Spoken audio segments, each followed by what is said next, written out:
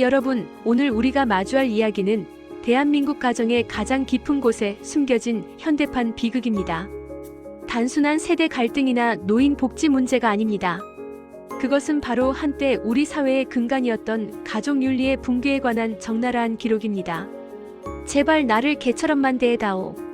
이 뼈아픈 절규는 더 이상 인터넷에 떠도는 우스갯소리가 아닙니다. 부계라는 존재가 부모라는 존재보다 더 소중히 여겨지는 경견의 시대를 사는 늙은 부모들의 목울대 깊은 곳에서 터져나오는 피눈물 나는 절규입니다. 수십 년간 헌신과 희생으로 자식을 키워냈건만 노년에 접어든 부모가 강아지만큼의 관심과 보살핌을 구걸해야 하는 현실. 5천만 국민은 이 불편한 진실을 직시해야만 합니다. 우리는 지금 인간의 도리가 멈춘 곳에서 무엇을 잃어가고 있는 것일까요? 우리가 논할 비극은 바로 이 지점에서 시작됩니다. 깨는 살고 어머니는 죽은 비정한 현실. 최근 80대 노모가 혼자 살던 집에서 싸늘한 주검으로 발견된 사건은 우리 사회에 경종을 울렸습니다. 자식들은 병원에 모시자니 돈이 들고 집에 두자니 귀찮다는 지극히 합리적이고 이기적인 논리로 어머니를 방치했습니다. 냉장고에 며칠 먹을 음식을 채워두긴 했지만 그뿐이었습니다. 자식들은 바쁜 일상을 이유로 몇 주간 어머니 곁에 나타나지 않았습니다. 노모는 기력이 다해 홀로 쓰러졌고 아무도 돌보지 않는 공간에서 세상을 떠났습니다. 그런데 수사 과정에서 밝혀진 사실은 더 참담합니다. 바로 그 집, 어머니의 숨이 끊어진 그 공간에 자식들이 정기적으로 배달시킨 고급 사료와 수제 간식이 가득했습니다. 그것은 어머니를 위한 것이 아니었습니다. 가족의 반려견을 위한 것이었습니다. 개는 최고의 영양을 공급받으며 건강하게 지냈지만 어머니는 외로움과 허기로 세상을 떠나야 했습니다. 또 다른 사례. 치매에 걸린 아버지를 좁은 방에 수년간 방치한 자식의 이야기는 어떻습니까? 아버지는 갇힌 공간에서 자신의 존재를 잊어가고 있었지만 같은 집의 반려견은 매일 아침 저녁으로 하루 3번 산책을 나갔습니다. 계절이 바뀔 때마다 반려견 미용실에 가서 전문적인 털 손질을 받았습니다. 이것은 개를 사랑하는 마음을 탓하는 문제가 아닙니다. 생명을 대하는 태도의 이중성에 대한 질문입니다. 부모의 고통과 외로움은 귀찮음으로 치부하면서 반려견에게는 가족이라는 이름으로 헌신적인 정성을 쏟는 사람들. 그들에게 있어 인간으로서의 부모는 과연 어떤 존재로 규정되고 있는 것일까요?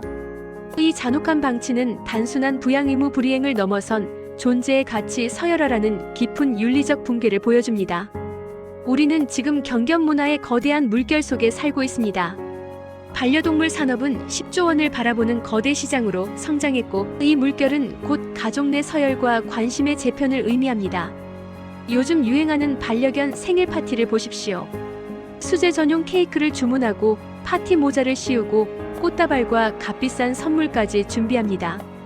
반려동물 전용 보험 유전자 검사, 심지어 정서 안정을 위한 명상 음악 서비스까지 등장했습니다. 수십만 원을 호가하는 고급 애견 호텔에는 반려견 전용 수영장이 구비되어 있습니다. 이 모든 지출과 정성은 가족 구성원으로서의 지위를 명확히 보여줍니다. SNS에는 우리 가족 막내, 사랑하는 딸아들이라며 강아지 사진이 넘쳐납니다. 명품 옷을 입고 선글라스까지 쓴 반려견의 사진은 수많은 좋아요를 받습니다. 개를 사랑하는 마음, 외로운 현대인에게 반려견이 주는 위로와 행복의 가치는 분명히 큽니다. 그러나 문제는 그 사랑과 정성이 늙은 부모에게는 철저히 배제된다는 사실입니다. 자식들이 결혼 후 분가하는 순간 부모님의 관심 서열은 급격히 하락합니다. 명절 때나 형식적으로 찾아가던 발걸음은 이내 요양원이라는 종착지를 향합니다. 장기간 요양원 실장으로 일했던 분의 증언은 충격적입니다. 처음에는 매주 찾아오던 자식들이 다음 해에는 한 달에 한 번, 그 다음 해부터는 명절에나 겨우 얼굴을 비춥니다.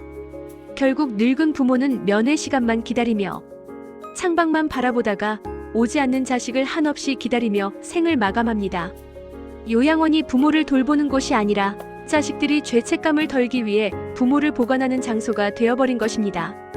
개를 위한 비용과 노력은 아낌없이 투자되지만 부모를 위한 비용과 노력은 최소한의 의무로만 남습니다. 개에게는 명품 옷을 입히면서 정작 부모에게는 대충 싸구려 옷을 사들이는 자식들의 모습은 이 시대 자본주의와 결합된 가족 서열 역전의 가장 슬프고 명확한 증거입니다. 자식이 결혼해 새 가정을 꾸리면 부모는 그 순간부터 기울어진 관심의 추를 절감합니다. 애지중지 키워낸 자식이 부모보다 개에게 더 정성을 쏟고 있을 때 그들의 심정은 어떨까요? 그것은 단순한 섭섭함을 넘어선 자신의 존재 가치에 대한 근원적인 회의감이자 애통함입니다. 주말 동네 공원에 나가보면 이 슬픈 현실을 눈으로 목격할 수 있습니다. 그야말로 개들의 천국입니다. 온갖 화려한 치장을 한 개들이 목줄을 한 채 주인을 끌고 다닙니다. 고급 유모차, 이른바 개모차에 개를 태우고 온 가족이 뒤따르는 모습도 흔합니다. 가장 눈에 띄는 장면은 이것입니다. 개를 소중히 아는 젊은 엄마가 앞장서고 그 뒤를 남편과 아들, 딸이 따르는 모습. 이것이 바로 현대판 가족 서열입니다. 반려견이 가족 구성원 중 가장 소중한 존재로 대우받는 최상위 존재가 된 것입니다. 공원 벤치에 앉아 이 광경을 물끄러미 바라보는 노인들의 시선에는 어떤 감정이 담겨 있을까요? 무슨 생각을 하고 계십니까? 감히 물어보지 않아도 그들의 눈빛에는 자식에게 버림받은 듯한 외로움과 존재의 무가치함이 서려 있습니다. 그들이 바라는 것은 노인 천국이 아닙니다. 노인을 특별히 우대해달라는 것도 아닙니다. 경로 사상이 사라진 것을 탓하려는 것도 아닙니다. 그들이 자식에게 간절히 원하는 것은 오직 한 가지입니다. 그냥 가족으로 여겨달라는 것입니다.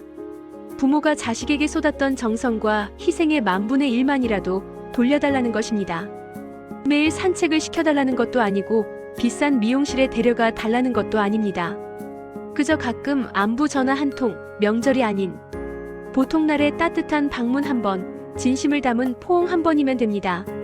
강아지에게 쏟는 그 반에 반되는 관심만이라도 자신들에게 나눠달라는 인간적인 최소한의 요구입니다. 여러분, 우리는 이 시대의 경견 문화를 비난할 자격이 있을까요? 사실 반려견에게 헌신하는 마음은 사랑과 외로움에서 비롯됩니다. 문제는 그 사랑이 부모에게는 왜 허락되지 않느냐는 것입니다. 자식에게는 부모를 모실 의무 이전에 인간의 도리가 있습니다. 개를 위하는 마음을 부모에게로 돌리는 것은 결코 희생이 아니라 자신을 위한 투자입니다.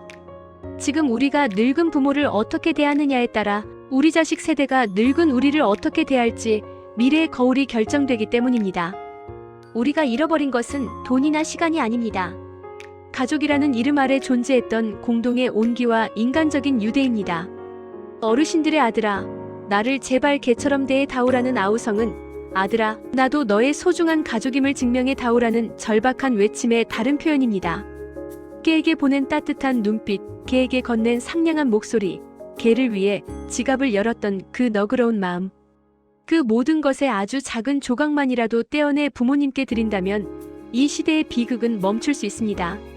시청자 여러분, 이 영상을 닫기 전에 잠시 멈춰서서 생각하십시오. 오늘 부모님께 안부 전화를 하셨습니까? 오늘 하루 강아지에게 건넨 사랑한다는 말 대신 부모님께는 어떤 말을 건네셨습니까? 부모님께 드린 옷의 가격은 반려견에게 사준 옷이나 용품보다 비쌌습니까? 저렴했습니까? 진정한 가족 서열을 돈으로 확인하지 마십시오. 다음 명절이 아닌 이번 주말에 부모님을 찾아뵐 계획을 세우셨습니까? 요양원의 긴 복도를 쓸쓸히 걸어가는 부모님의 뒷모습을 상상하십시오. 늦지 않았습니다. 지금 바로 부모님께 진심을 담아 연락하십시오. 그리고 강아지를 대하는 반에 반되는 정성을 되찾아 드리십시오. 이 영상이 당신의 마음에 울림을 주었다면 방황하는 수많은 자식들에게 경종을 울릴 수 있도록 지금 바로 이 영상을 공유해 주십시오. 우리의 침묵은 또 다른 비극을 낳을 뿐입니다. 인간의 도리를 회복하는 것은 곧 우리의 미래를 회복하는 일입니다.